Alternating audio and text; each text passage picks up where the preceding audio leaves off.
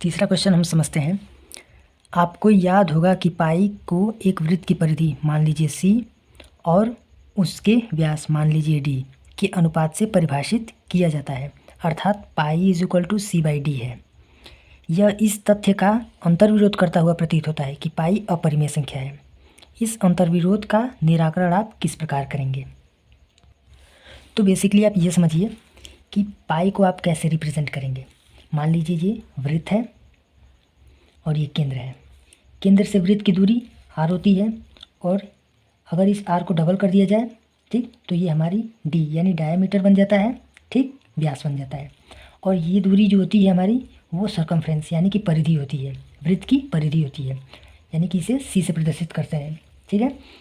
और यही c और d यानी कि परिधि और व्यास का अनुपात, सर्कमफ्रेंस और डायमीटर का रेशियो हमारा पाई कहलाता है, ठीक। तो हो गया हमारा pi is equal to C by D, जो कि आपको क्वेश्चन में दे रखा है।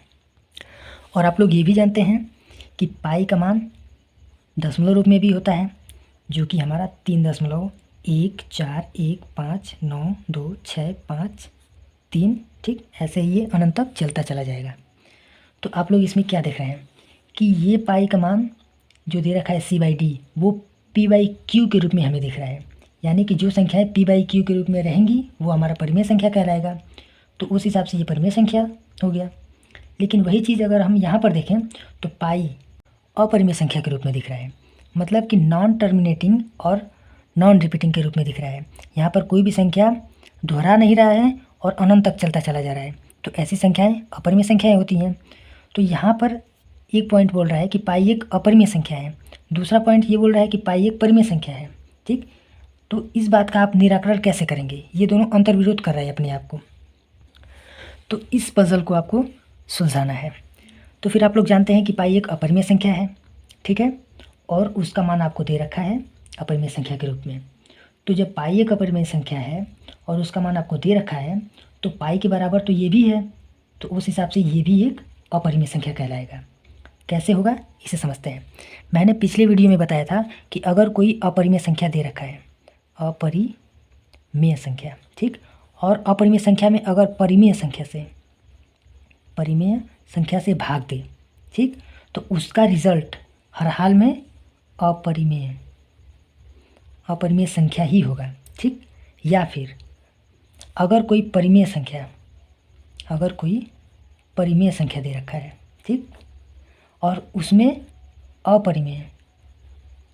अपरिमेय संख्या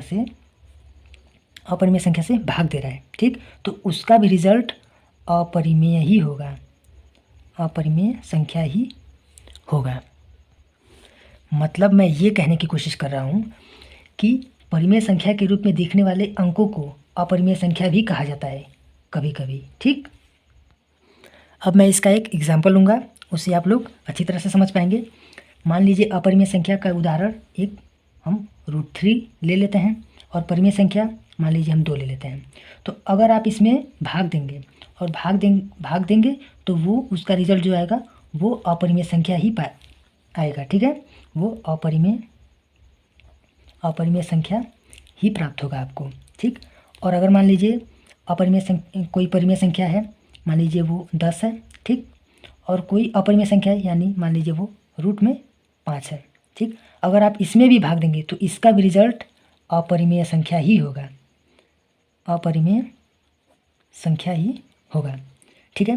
तो आप यहाँ क्या देख रहे हैं कि यहाँ तो आपको पता है कि ये अपरिमेय संख्या है, यहाँ भी आपको पता है कि ये परिमेय संख्या है, यहाँ भी आपको पता है कि ये परिमेय संख्या है, यहाँ भी आपको पता है कि ये अपरिमेय संख्या है। तो आप बता ले रहे हैं कि ये इसका जो रिजल्ट आएगा वो अपरिमेय संख्या आएगा। लेकिन वही चीज़ अगर मैं यहाँ पर बात करूँ तो यहाँ आपको पता ही नहीं है कि कौन सी संख्या इसमें से परिमेय है और कौन सी संख्या इसमें से अपरिमेय है, इसलिए हमें ये परिमेय संख्या के रूप में दिखता है जबकि ये अपरिमेय संख्या है। अब ये अगर अपरिमेय संख्या है तो हमें परिमेय संख्या के रूप में कैसे लगता है, कैसे दिखता है, ठीक, अब इसे समझते हैं। मान लीजिए ये वृत्त है हमारा, ठीक है, और ये केंद्र है, केंद्र से यहाँ तक की दूरी जो हमारी है वो 2 सेंटीमीटर है, ठीक, 2 सेंटीमीटर है। तो ये तो आपको पता है 2 सेंटीमीटर है, ठीक। तो जब 2 सेंटीमीटर ये हुआ तो यहाँ से यहाँ तक की दूरी भी 2 सेंटीमीटर होगी, ठीक, यानी त्रिज्या हमारी दोनों है। और डायमीटर हमारा क्या होगा, 2 + 2 4 हो जाएगा, ठीक, यानी डी हमारा जो है 4 हो जाएगा।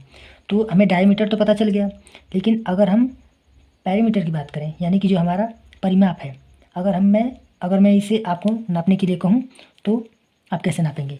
मान लीजिए ये एक तार है, ठीक, तार के रूप में हम इसे मानते हैं और यहाँ से हम इसे काट दिए, ठीक, और इसे काटने के बाद हम सीधा करते हैं तो ये कुछ यहाँ तक हमें दूरी प्राप्त होती है। और अगर मैं कहूँ कि आप इसे नापिए तो आप तुरंत अपना स्केल उठाएंगे और कुछ इस प्रकार से मापेंगे, जो कि यहाँ से यहाँ तक की दूरी है हमारी 6.567, यानी कि 6.7 सेंटीमीटर की ये दूरी है, ठीक है।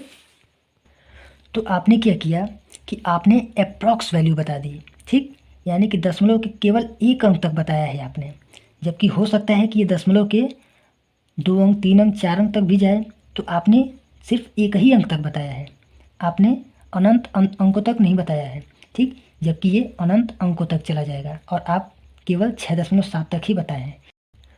तो आप यहाँ पर ये पता नहीं कर पाते हैं कि ये एक अपरिमेय संख्या है कि परिमेय संख्या है, क्योंकि आप इसे तो परिमेय संख्या के रूप में माप रहे हैं, जबकि ये अपरिमेय संख्या है, ठीक।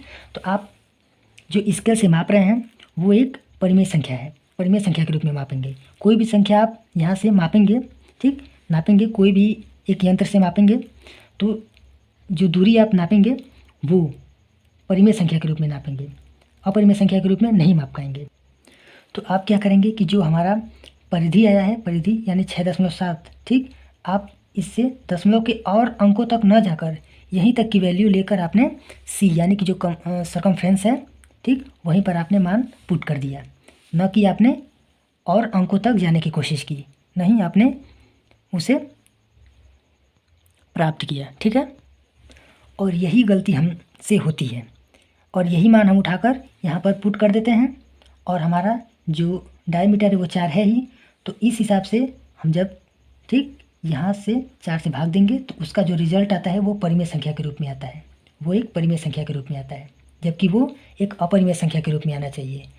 तो आप लोग समझ गए होंगे कि यहाँ पर जो मान, इनमें से कोई एक अपरिमेय संख्या है, उसे हम पहचान नहीं पाते हैं कि इनमें से कौन सी संख्या अपरिमेय है, ठीक, तो इसलिए हमें ये लगता है कि परिमेय संख्या के रूप में है, जबकि ये अपरिमेय संख्या है।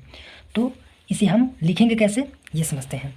तो पहली बात ये कि ये किसी भी संख्या का अंतर्विरोध नहीं कर रहा है, मतलब किसी भी बात का अंतर्विरोध ये नहीं कर रहा है।